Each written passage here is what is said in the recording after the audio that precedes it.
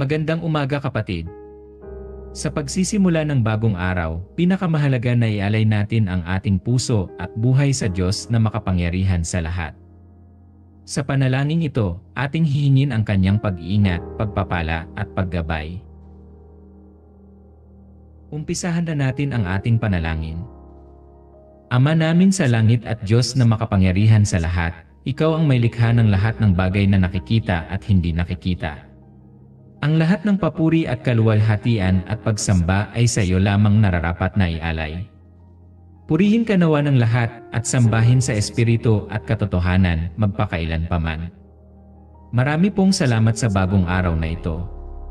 Salamat sa hininga ng buhay at bagong pagkakataon na lumakad sa iyong kalooban. Ngayon Panginoon, ibinibigay ko ang aking puso sa iyo. Gabayan mo ako sa lahat ng gagawin ko ngayong araw. Iligtas mo ako at ang aking pamilya mula sa kapahamakan at kasamaan. Pagpalain mo ang aming mga kamay at gawain upang maging pagpapala rin kami sa iba. Tugunin mo po ang aming mga panalangin sa iyo, ayon na rin sa iyong kalooban at kabutihan para sa amin. Bigyan mo ako ng lakas, karunungan at kapayapaan. Sa iyo ko iniaalay ang lahat ng aking plano at pangarap ngayong araw at sa hinaharap. Ito po ang aking panalangin sa araw na ito, sa pangalan ng iyong anak na si Yahushua.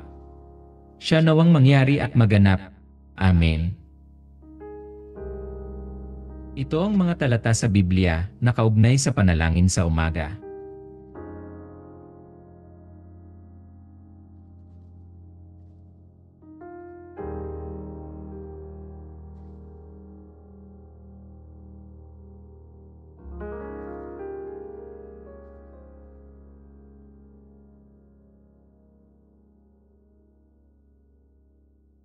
Kapatid, huwag kalimutan ang bawat araw na dumarating sa iyong buhay ay handog at regalo sa iyo ng Diyos Ama sa langit.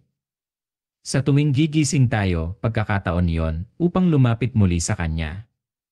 Isuko natin ang ating puso at buong buhay at Siya ang gagabay at magpapala sa atin.